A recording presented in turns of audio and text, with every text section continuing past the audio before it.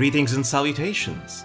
I hope you enjoyed the tournament. As for myself, I had a blast with it. This year's tournament was just as exciting, if not even more, than last year's. We've had some great surprises. Now, let's not waste any time and let's go straight into comparing the tournament results with my prediction picks. So starting out with my picks for Group A, I predicted that Okayu, Iris and Kanata would make it to the finals, and I got two of them right. Okayu won, and well, not only did Okayu manage to get into the finals, Okayu is our third champion, which I'm gonna be honest right now, even though I picked Okayu to be in the finals, I was still vastly underestimating how good she is. But it kinda made sense. So before the tournament, I watched one of her practice streams with other members like Suisei, and I noticed that Okayu was coming up first place in those practice matches as well. So when I woke up in the morning and I read comments in my video that Okayu had won, I wasn't surprised.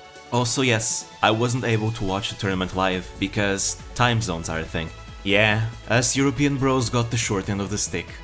Now Kanata managed to do it as well, which again it's not very surprising because I saw Kanata work very hard before the tournament. Iris didn't make it, but it was very close. She ended up 4th place in her group. So Iris was very close to make it as well. Now I'm gonna be honest, I wasn't expecting Chloe to be that good. And that's mostly because I had completely eliminated Gen 6 from my mind because I had never seen them race. So I was completely unaware of how good they actually were. So now we come to Group B. And Group B was a surprise for more than one reason. So firstly, let's address the elephant in the room. Aqua didn't make it to the finals. And that actually blew my mind. But if you really think about it, it does make a lot of sense. You see, Aqua didn't practice that much throughout the year. In the one practice stream that she did before the tournament, you could see that she was very rusty. And since this year everyone got so much better because everyone practiced so hard, it does make a lot of sense that Aqua wouldn't make it. Because even though Aqua is really good, not practicing and being rusty really will affect your performance. So it's unfortunate we weren't able to see peak performance Aqua. I still believe peak performance Aqua is the best Hololive racer. But, at the end of the day, she does need to practice. So maybe next year we'll see peak performance Aqua again. For this year, the dragon within is still laying dormant.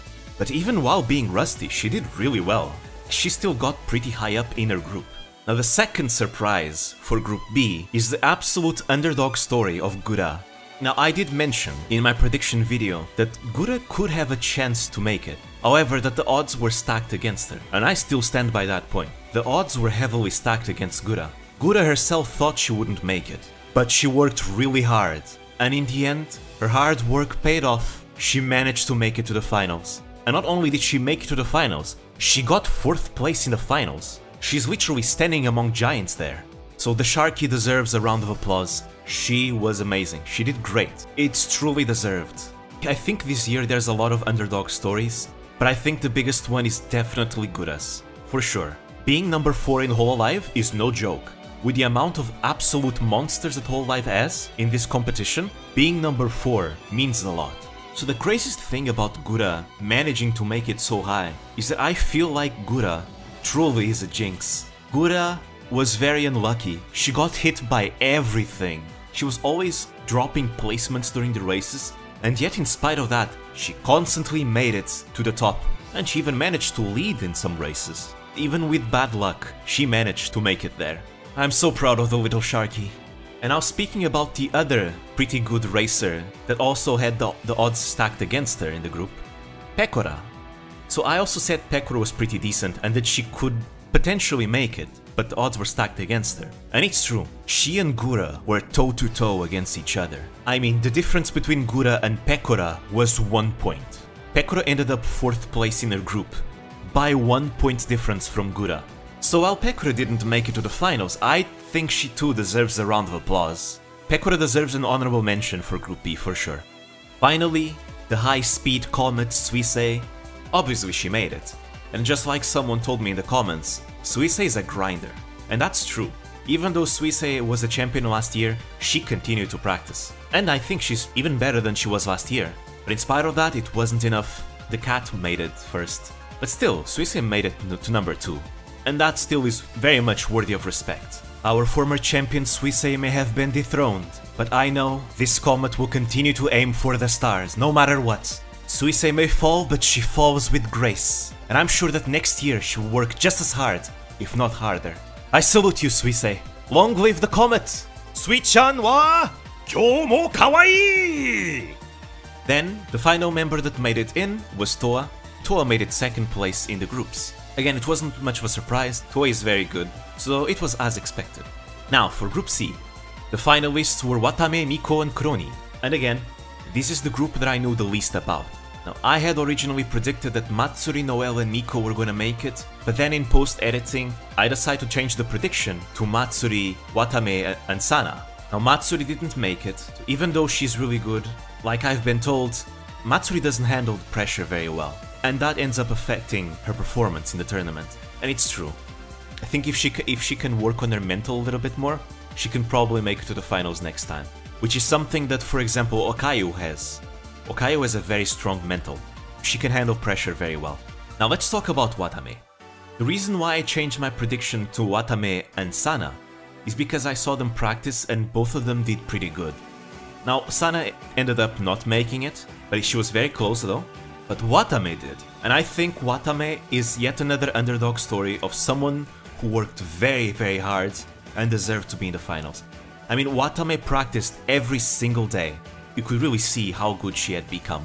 It was really heartwarming, because last year, Watame didn't make it to the finals, and there was even an emotional moment where she ended up crying on stream because she felt frustrated with her performance.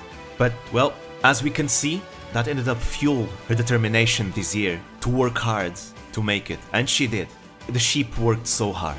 I feel so happy that she made it in. And she tied with Toa in the finals, and that's saying a lot. So the other finalist was Miko, and like I said in the previous video, I originally predicted that Miko was gonna make it purely based on instinct. I had no knowledge of her skills. I wasn't even sure she was good at all, so I picked Miko as a wild pick. But, surprise surprise, turns out she practiced a lot as well, and she ended up making it to the finals. So I'm gonna cheat and consider this another point for me, because I had no idea she was gonna make it. Sasuga, Elite Shrine Maiden, and she made it pretty high up too. She got 5th place. Below Gura and above Toa and Watame? That's insane. I wasn't expecting Miko to do that well. I mean, did any of us expect Miko to do that well? Did any of us expect Miko to do better than Toa? This is an amazing surprise. Never underestimate the elite. I think that's the lesson we can learn here. It's definitely the lesson I can learn from this. Never underestimate the elite. But finally, we reach Group D. Group D was pretty intense, and it was also one of the most unexpected ones. Okay, once again, let's address the second elephant in the room. Ina didn't make it. In case you didn't watch my previous video, I had predicted that Ina was gonna make it to the finals, and that she was even one of the biggest contenders for champion this year. And I'm gonna be honest, in my heart, I still think Ina is one of the best racers in Hololive. But clearly, during the tournament, she wasn't in her best. She wasn't at her peak. She was clearly very nervous. I think just like Matsuri, Ina didn't handle the pressure very well. And I think she ended up letting the nervousness affect her performance in the end. She also got pretty unlucky. But, you know, it happens to anyone, really. And next time there's a tournament again, I will keep my word about Ina the same. I still think Ina is one of the best racers in Hololive. This might be my bias speaking, but I really have a lot of faith in Ina. I really do. This defeat will not shake my faith for the Priestess. The Priestess will rise again. Unsurprisingly though, Marin made it to the finals. Marin is pretty good. And just like last year, she made it 3rd. Sasuga, consistent pirate. If Marin ended up 1st in the tournament, I wouldn't be surprised. This pirate can snatch placements as she snatches hearts. And then lastly, Luna and Fubuki. They both didn't make it, which I was the most surprised that Luna didn't make it. I made 4 picks for Group D and only one of them came true.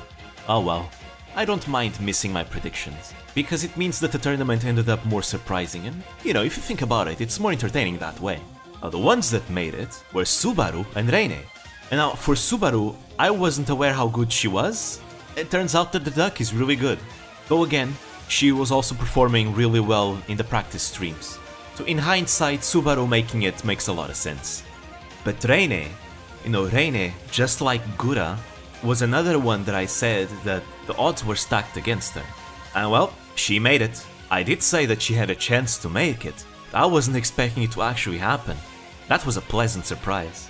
So again, Irene deserves a round of applause. She rose above the odds and made it to the finals. Also, I forgot to talk about Kroni in Group C.